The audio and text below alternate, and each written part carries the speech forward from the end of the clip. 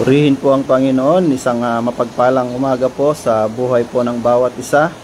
Salamat sa Panginoon dahil tayo ay muli ay makakapag-aral ng kanyang banal at makapangyarihang salita. Ang pag-aaral po pala natin sa umagang ito ay magmumula po dito sa lugarin ng bansang Taiwan, dito po sa DFC Tansi.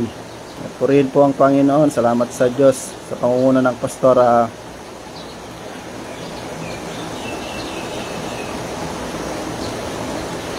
Neverisa Masaredo. Salamat sa Diyos, inyong abang lingkod, Pastor Leonard Agkawili, sa lugarin ng Tansi. Salamat sa Diyos sa umagang ito.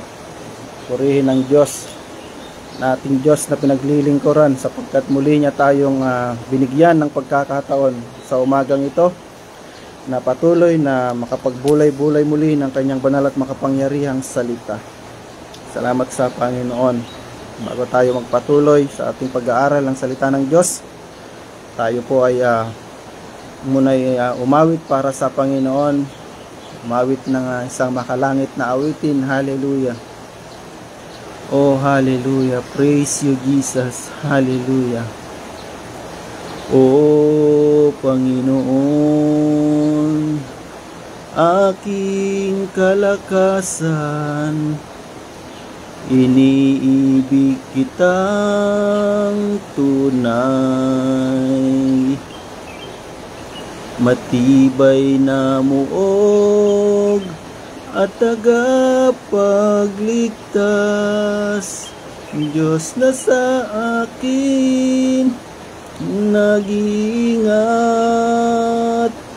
tagapagtanggol at kalasag. O Yahweh, dakila at tapat, papurit pagsambay, karapat dapat kayong tumanggap ng pagdakila at pagmamahal. Sa iyo ay alay, kayo ay banal, Diyos na magpakailan pa man. Mula po sa simula, hallelujah. Oo, Panginoon, aming kalakasan, iniibig kitang tunay, matibay na muog at tagapagligtas, Diyos na sa akin nag-iingat, tagapagtanggol at kalasag. O Yahweh, dakila at tapat, papurit pagsambay, karapat dapat kayong tumanggap ng pagdakila at pagmamahal. Sa iyo ay alay, kayo ay banal, Diyos na magpakailan pa man. O Yahweh, dakila at tapat, papurit pagsambay, karapat dapat kayong tumanggap ng pagdakila at pagmamahal. Sa iyo ay alay, kayo ay banal, Diyos na magpakailan pa man. Kayo ay banal, Diyos na magpakailan pa man. Hallelujah. Yes, Lord. Salamat, Panginoon, sa umagang ito. Salamat, Panginoon, sapagkat patuloy mo kami binibigyan ng pagkakataon, Panginoon, na makapagbulay, makapag-aral ng iyong banal at makapangyarihang salita. Purihin kayo, aming Diyos. Hallelujah, hallelujah. Salamat sa inyo, Panginoon. Patuloy mo kaming samahan sa aming pag-aaral ng iyong banal at makapangyarihang salita. Salamat, O Lord God, sa pribilehiyo puli, Panginoon, na magamit ang aking buhay bilang daluyan ng pag-aaral ng salita sa umagang ito. Purihin kayo, aming Diyos, dakilain, sambahin sa pangalan ni Jesus. Amen and amen. Yan, purihin po ang Panginoon. Muli, isang mapagpalang umaga po sa buhay po ng bawat isa. Tayo na po ay mag-aaral ng banal at makapangyarihang salita ng ating Diyos na buhay. Dito po sa aklat po ng Mateo, chapter 11, verse 28. Bagamat hindi na po ito bago sa buhay po ng bawat isa, ngunit hayaan po natin na patuloy na karoon tayo muli ng panibagong revelasyon na nagmumula sa Panginoon. At sabi po dito sa aklat po ng Mateo, chapter 11, verse 28, lumapit kayo sa akin, kayong lahat ng nahihirapan at nabibigatan sa inyong pasanin, at bibigyan ko kayo ng kapahingahan. Sa 29, sundin ninyo ang mga utos ko at matuto kayo sa akin dahil mabait ako at mababang loob. Makakapagpahinga kayo. Dahil madaling sundin ang aking mga utos at magaan ang aking ipinapagawa. Amen. Purihin po ang Panginoon at salamat sa Diyos. At yung ating pag-aaralan ay maaring talagang ito yung nararanasan ng bawat isa. Talagang andon yung nahihirapan na tayo, nabibigatan sa ating mga pasanin. Amen.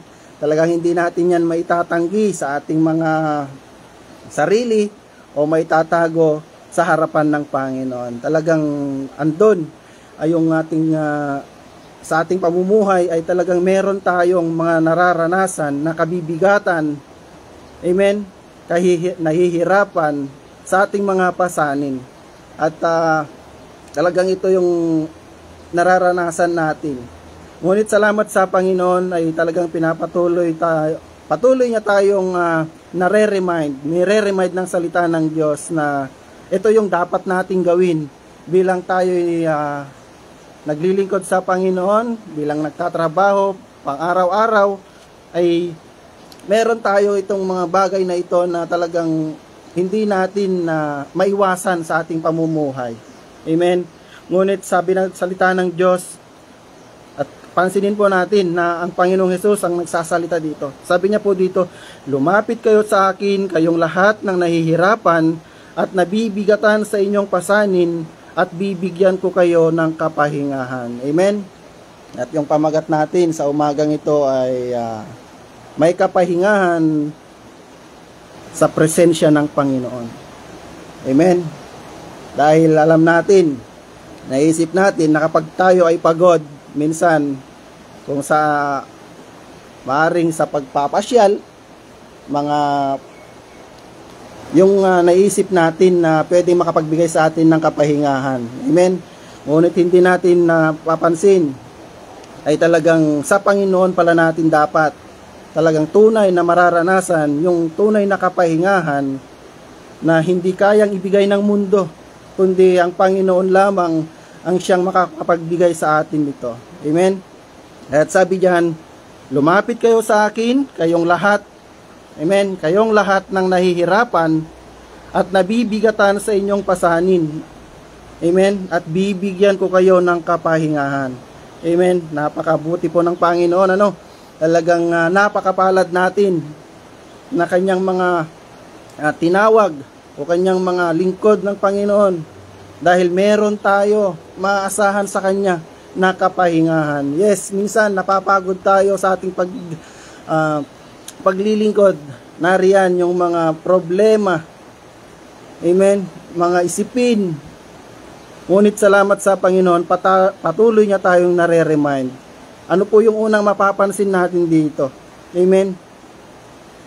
Sabi diyan ng Panginoon, sinasabihan tayo o pinapaalalahanan tayo na lumapit tayo sa Panginoon, lumapit tayo sa Kanya dahil meron tayong maaasahan na kapahingahan. Amen. Minsan kapag tayo may mga problema, mga alalahanin sa buhay, minsan sa tao tayo lumalapit. Yes, nakakatulong sila. Ngunit isang bagay ay talagang limitado lamang yung kanilang kakayanan. Limitado lamang, hindi nila kayang ibigay yung lahat. Amen. Ngunit kung sa Panginoon tayo lalapit, ngunit kung sa Panginoon tayo aasa, tiyak na mararanasan natin yung bagay na ito. Amen. Kasi tapat ang Panginoon na nangangako sa atin, mga kapatid. Amen. Hindi nagsisinungaling ang Panginoon na kahit anuman yung ating gawin, amen, kahit nahihirapan na tayo, kahit nabibigatan na tayo, kapag lumalapit tayo sa Panginoon, laging andyan ang Panginoon para tayo ay saklolohan. Nariyan ang Panginoon para patuloy na iparanas sa atin kung ano yung mga bagay na idinudulog natin sa Kanya. Amen. Kasi napakabuti ng Panginoon. At sabi po dito sa aklat ng Hebreo, chapter 4, verse 1, basahin po natin.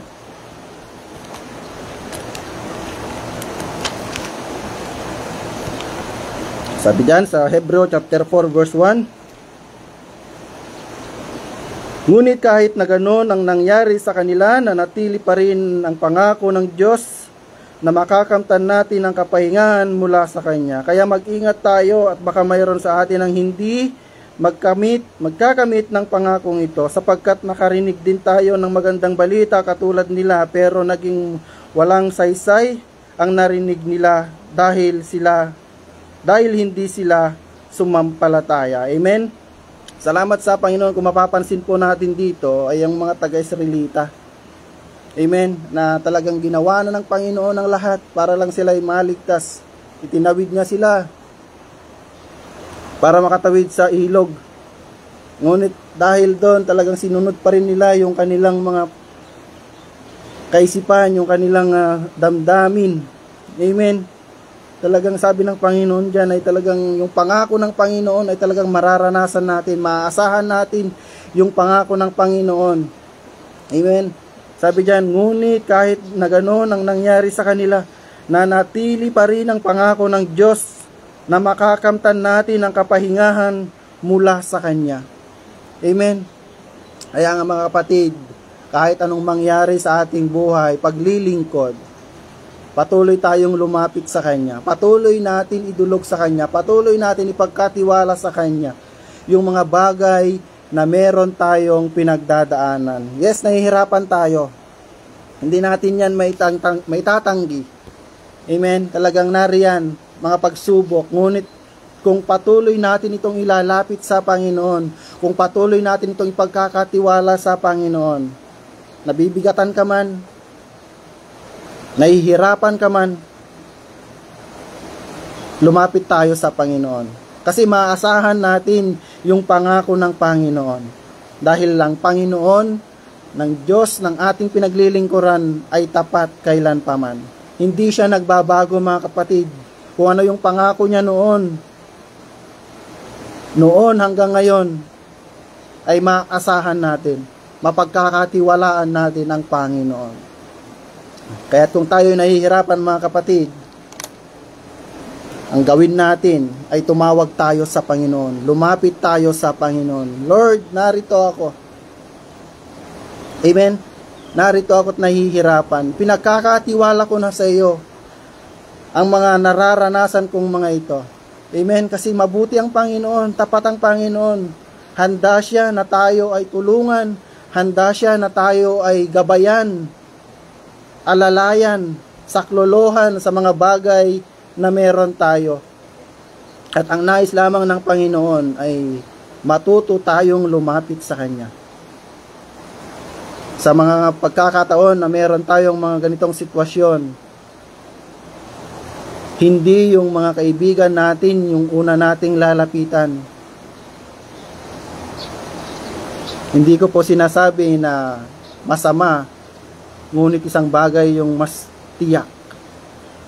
Ang Panginoon yung una nating lalapitan, at tiyak maasahan natin yung mga bagay na idinudulog natin sa Kanya ay maaasahan natin, matatanggap natin. Amen? At salamat sa Panginoon. Ano po yung sinasabi sa aklat ng Mateo chapter 7 verse 7 hanggang sa mga sumusunod. Sa aklat po ng Mateo chapter 7 verse 7, humingi kayo sa Diyos at bibigyan kayo. Hanapin ninyo sa Kanya ang hinahanap nyo at makikita ninyo. Pumatok kayo sa Kanya at pagbubuksan kayo. Sapagkat ang lahat ng humihingi ay nakakatanggap, ang naghahanap ay nakakakita, at ang kumakatok ay pinagbubuksan. Amen. Salamat sa Panginoon. Minsan sa tao kasi natin hinahanap o sa mga lugar natin hinahanap yung kapahingahan. Ngunit sabi ng salita ng Diyos, sa Panginoon tayo lumapit. Amen. Humingi tayo sa Diyos at tiyak bibigyan tayo.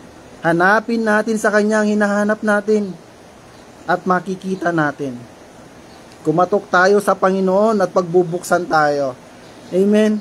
Napakabuti ng Panginoon dahil siya ay patuloy na maaasahan natin sa lahat ng bagay. Amen. Unahin natin ang Panginoon na lapitan, mga kapatid, dahil mabuti ang Panginoon. Kung tayo lumalapit sa Kanya, kung ano yung mga bagay na hinihingi natin, kung buong puso tayong lalapit sa Kanya, kung buong puso tayong humihingi sa Panginoon, bibigyan tayo ng Diyos. Ano ba sabi dyan? Kapag meron tayong hinahanap, makikita natin. Amen.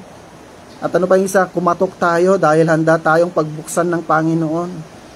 Tumawag tayo sa Kanya. Dahil mabuti ang Panginoon, mga kapatid. At ano pa yung kasunod? Jeremiah chapter 33 verse 3. Jeremias chapter 3 verse 33 verse 3.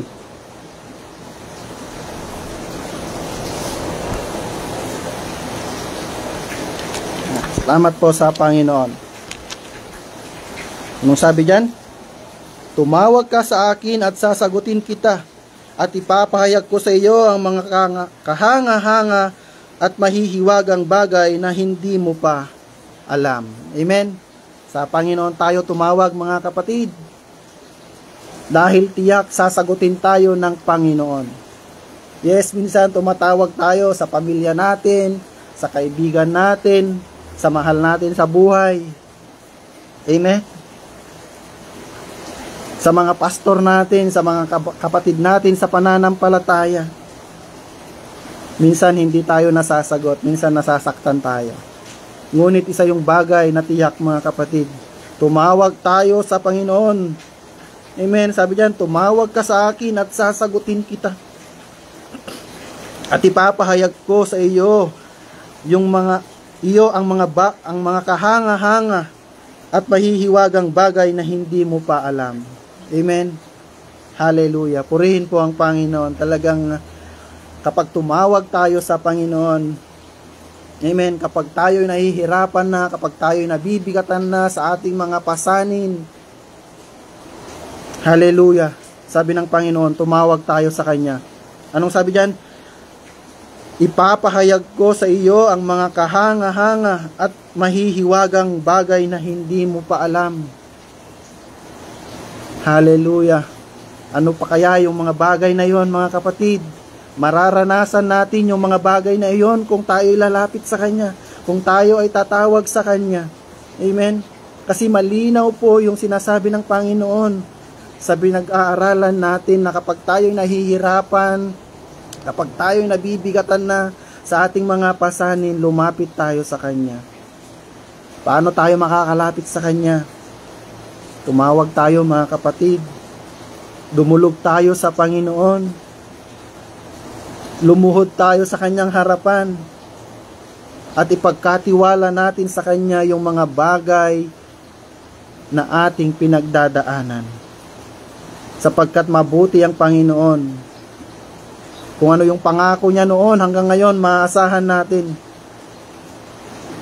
Gaya ng mga unang panahon. Amen.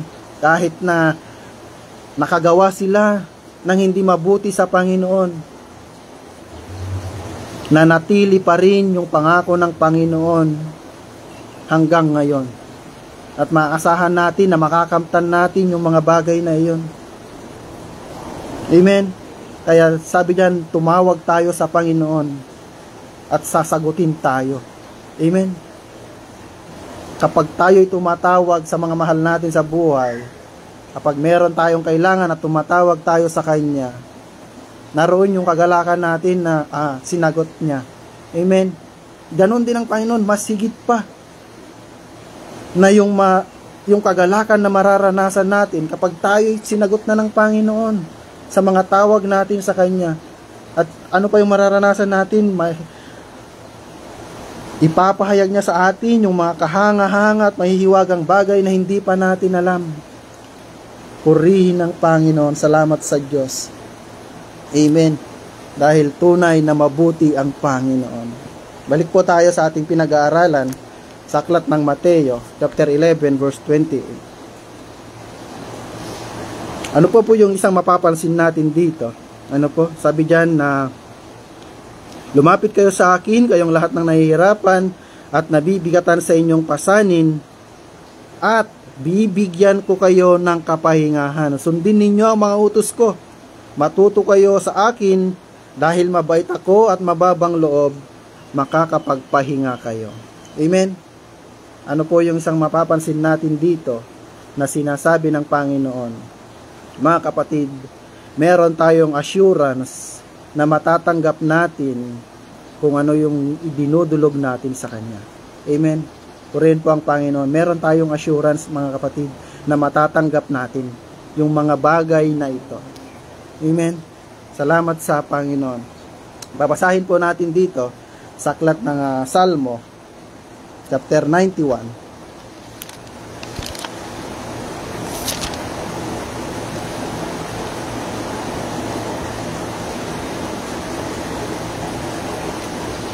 Sa aklat po ng Salmo, chapter 91, verse 14 hanggang 16, sabi dito, sinabi ng Diyos, ililigtas ko at iingatan ang umiibig at kumikilala sa akin.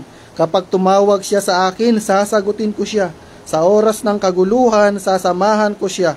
Ililigtas ko siya at pararangalan. Bibigyan ko siya ng mahabang buhay at ipapakita ko sa kanya ang aking pagliligtas. Purihin po ang Panginoon. Talagang napakabuti ng ating Diyos na buhay. Amen. Maaasahan natin ang kanyang pangako. Amen. Yes, naroon na yung mga kaguluhan natin sa buhay, kaisipan, mga problema. Talagang nararanasan natin yan sapagkat nakikita natin yung nangyayari na sa mundong ito. Amen. Talagang marami na tayong nakikita na nakasulat sa Bible. Marami na tayong naririnig. Amen.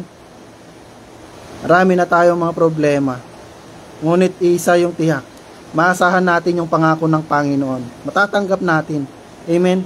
Dahil sabi diyan, sinabi ng Diyos, ililigtas ko at ingatan ang umiibig at kumikilala sa akin. Kapag tumawag siya sa akin, sasagutin ko siya. Amen. Sa oras ng kaguluhan, sasamahan ko siya.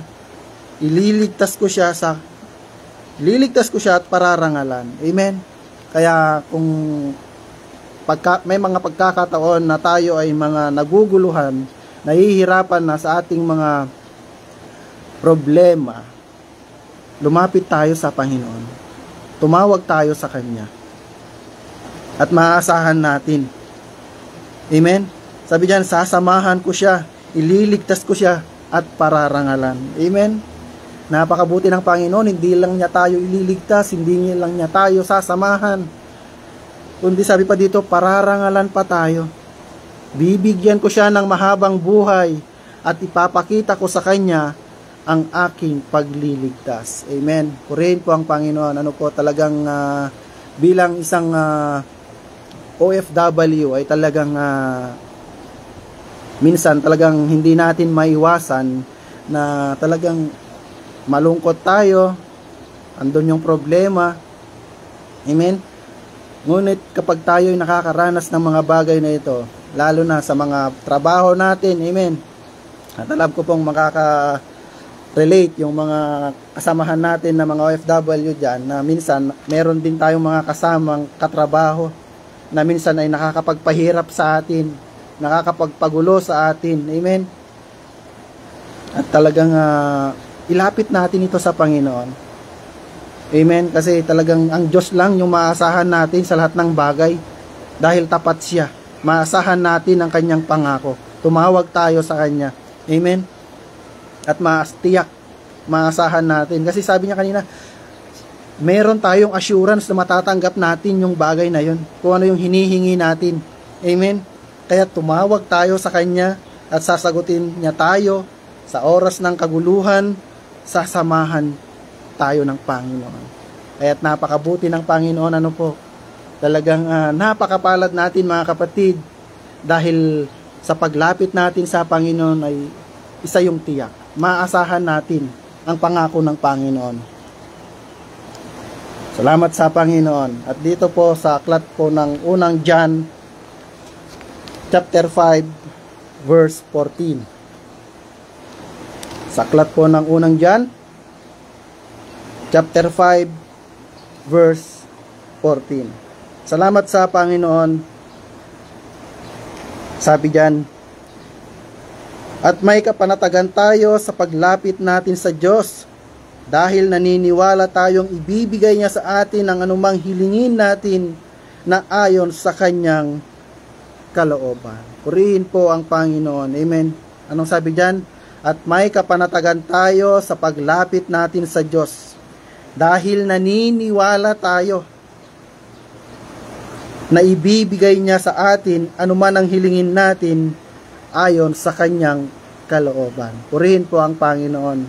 Talagang meron tayong kapanatagan. Kung meron tayong tunay na pananampalataya sa Panginoon, sa paglapit natin sa Kanya, doon sa mga bagay na nararanasan natin, amen. Kung meron tayong tunay na pananampalataya sa Panginoon, meron tayong kapanatagan sa paglapit natin sa Diyos, dahil naniniwala tayo na ibibigay niya sa atin anuman ang hilingin natin. Oh, hallelujah, purihin ang Panginoon. Napakadakila ng ating Diyos na buhay. Talagang kung tunay o patuloy tayong naniniwala at nananampalataya sa Panginoon, amen, maaasahan natin, meron na tayong kapanatagan. Lord, pinagkakatiwala ko na sa iyo ang bagay na ito. Hindi ko na kaya. Yes, napakasarap mga kapatid na aminin sa Panginoon na hindi na natin kaya yung mga bagay na pinagdadaanan natin. Amen. Hindi masama na aminin natin sa Panginoon. Minsan nahihiya tayo sa ating mga kapatid o sa mga tagapanguna na tayo ay nahihirapan na aminin sa kanila, kaya ko pa po. Amen. Sa Panginoon, kapag pinagkatiwala natin sa Kanya ang lahat ng bagay, meron tayong kapanatagan, mga kapatid. Kaya't huwag tayong mahiyang lumapit sa Panginoon. Kung ano man yung mga pinagdadaanan natin, ilapit natin ito sa Panginoon, idulog natin ito sa Panginoon. Dahil anong sabi niya kanina? Tayong lahat, walang exempted, tayo, lahat, na nahihirapan, nabibigatan sa ating mga pasanin. Balik po tayo.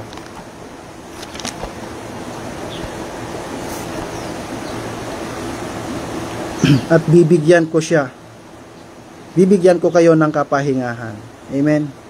Mga kapatid, paano natin mararanasan yung kapahingahan o matatanggap yung kapahingahan na sinasabi dito ng Panginoon, yung pangako ng Panginoon? Sabi niya po dito sa 29, sundin ninyo ang mga utos ko at matuto kayo sa akin. Dahil mabait ako at mababang loob, makakapagpahinga kayo. Amen. Ito yung dapat natin gawin, mga kapatid. Gusto natin maranasan yung kapahingahan na nagmumula sa Panginoon? Yes, andun na yung pangako ng Panginoon sa atin. Hindi na yun magbabago. Ngunit ito yung dapat natin gawin. Sundin natin ang utos ng Panginoon at matuto tayo sa Kanya. Dahil mabait ako at mababang loob, makakapagpahinga kayo. Sabi dyan, dahil madaling sundin ang aking mga utos at magaan ang aking ipinapagawa. Salamat sa Panginoon. Kaya mga kapatid, ang nais lamang na iiwan sa atin ng Panginoon sa umagang ito. Mga kapatid, kung tayo nahihirapan, nabibigatan sa ating mga pasanin, lumapit tayo sa Panginoon at sundin natin ang Kanyang mga utos. Tiyak maasahan natin, mararanasan natin yung kapahingahan na nagmumula sa Panginoon. Amen? Kaya mga kapatid, kung meron ka man sa mga pagkakataon ngayon na meron kang kabibigatan sa buhay, mga nararanasan na akala mo ay hindi mo na kayang malagpasan, hindi mo na kayang mapagtagumpayan. Mga kapatid, pinapaalalahanan tayo ng salita ng Diyos. Lumapit tayo sa Kanya. Dumulog tayo sa Kanya. Kapag tayo tumawag sa Kanya, tayo'y sasagutin niya.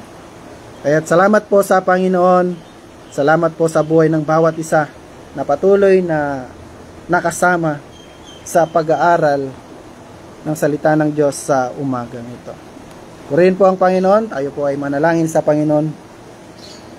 Hallelujah. Oh, hallelujah. Purihin kayo aming Diyos, aming Ama. Tunay kayong dakila, tunay kayong mabuti sa lahat ng bagay, Panginoon. Salamat, Panginoon, sa inyong banal at makapangyarihang salita na siyang aming napagbulayan, aming napagsalu-saluhan, Panginoon, sa umagang ito. Yes, Panginoon, andon yung nahihirapan kami, nabibigatan kami sa aming mga pasanin. Hindi man namin aminin sa aming mga kapatid, sa aming mga kapwa, Panginoon, O Lord God. Ngunit hindi ito nalilihim sa inyo, Panginoon. Lord, salamat, Panginoon, dahil pinapaalalahanan mo kami na kapag nakakaranas kami ng mga ganitong sitwasyon, ng mga ganitong pagkakataon na nakakaranas kami ng kabibigatan sa buhay, mga problema, Panginoon. Salamat sa inyong banal at makapangyarihang salita na siyang patuloy na nagpapaalala na lumapit kami sa inyo, Panginoon. Tumawag kami sa inyo, Panginoon. At tiyak, maaasahan namin, andun yung assurance na matatanggap namin, Panginoon, kung ano yung idinudulog namin sa inyo. Panginoon, kaya't narito po kami, lumalapit sa inyo. Pinagkakatiwala namin sa inyo, Panginoon, yung mga bagay na meron kami. Salamat, Panginoon. Tulungan kami, Panginoon, O Lord God, ng banal na Santong Espiritu para patuloy na makalapit sa inyo, Panginoon, sa mga ganitong pagkakataon na meron kaming mga pinagdadaanan. Sapagkat tiyak, Panginoon, maasahan namin, Panginoon, ang iyong pangako. Maasahan namin, Panginoon, yung kapahingahan na nagmumula sa inyo. Salamat, Panginoon. Salamat, O Lord God. Dahil isang tiyak, Panginoon, na yung kung ano yung pangako mo noon hanggang ngayon at magpakailan pa man, ay talagang maaasahan namin, Panginoon, O Lord God. Salamat, Panginoon, sa umagang ito. Sa napakaganda na pagkakataon muli, Panginoon, na kami ay binigyan mo ng pagkakataon na makapag-aral makapagbulay-bulay ng iyong banal at makapangyarihang salita. Salamat. Patuloy din namin dinudulog sa inyo, Panginoon, ang lahat ng inyong gawain sa umagang ito, Panginoon. Sa mga anibersaryo, Panginoon, nagaganapin.